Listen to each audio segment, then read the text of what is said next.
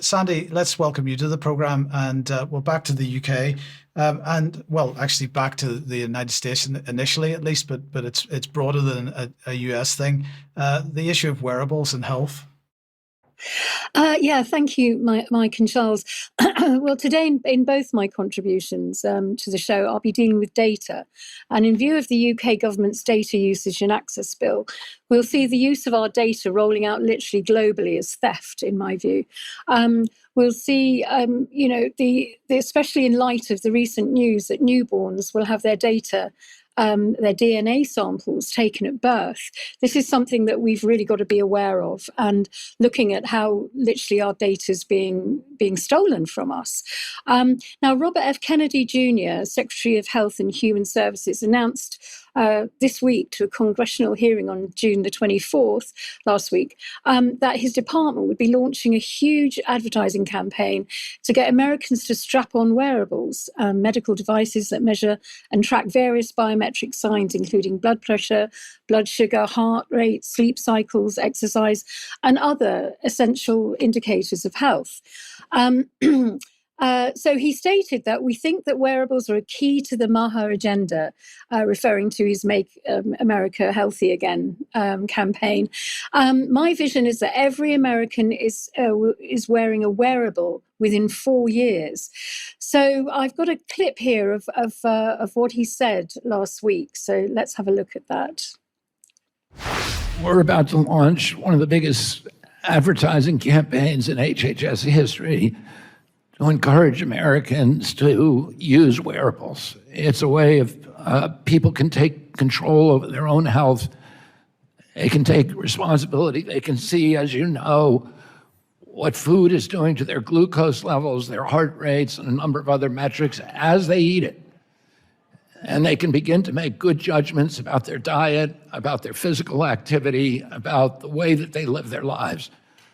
We think that wearables are a key to the MAHA agenda, making America healthy again. And we are going to, my vision is that every American is wearing a wearable within 4 years. So this is being sold to us really as something that is a benefit to us. But actually, there is another agenda at play here. And as we know, it's about data. Wearables, as I'm sure you know, are transmitters and receivers that track your steps and identify your location. In addition to transmitting one's location and various gathered information, a wearable can receive information and directions. They can also, of course, sync with NHS and other government digital systems. Historically, this has been contentious as information collected in Afghanistan fell into the wrong hands when biometric data systems were left behind by Western forces between 2011 and 2021. By 2011, around 4.8 million biometric records of people in Afghanistan and Iraq were held by the Department of Defense. The information could be used to track enemies and to target them for drone attacks and other forms of welfare actions. The result was that data was collected on over 80% of Afghan citizens. Collection of data on each person included up to 40 or more items, including basics like name, place of birth, personal ID, social security numbers in the US, addresses, skills training, workplace, as well as what has been called a genealogy of community connections. And this is something that some of these apps actually focus on, is community relations. And it's, comprised of relationships and family connections and friends connections. Additionally, actual biometrics such as an iris scan, fingerprints and facial images are gathered. So this is really quite concerning. Now, there's a man called Welton Chang, who is, he's the Chief Technology Officer for Human Rights First.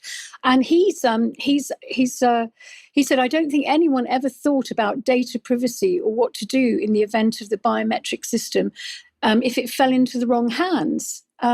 So, this is something that has been looked at by the military. And we see that Strava is a worldwide app well known for tracking, as it's become an iconic name in the fitness industry, symbolizing both individual progress and collective support among sports enthusiasts. It logs physical activities, primarily running, walking, and cycling.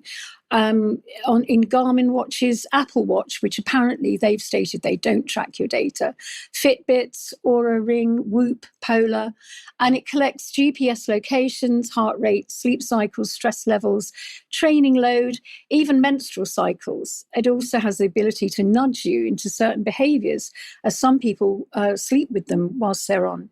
So Strava released its global heat map of over 13 trillion GPS points from its users as an advertising campaign in 2017. On its website, the heat map shows blue or red depicting the routes taken while using a Strava biometric device. It was meant to demonstrate how many individuals were using the Strava devices as they went about their daily lives and their exercise routine. But on these, I don't know whether you can see them on this visual, but it shows you that when the map is enlarged, the actual exercise routes can be seen by both foot and bike, where routes are often trace road patterns. So, this is really tracking and tracing the human being.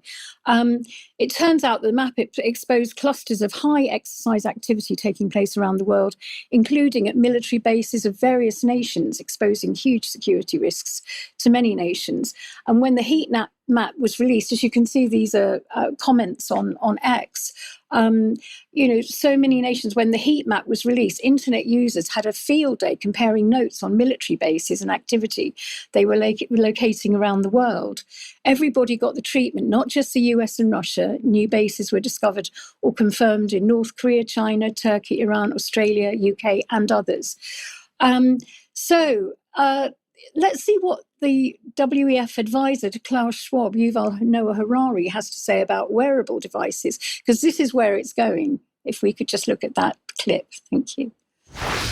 Just imagine North Korea in 20 years, when everybody has to wear a biometric bracelet which constantly monitors your blood pressure, your heart rate, your brain activity, 24 hours a day.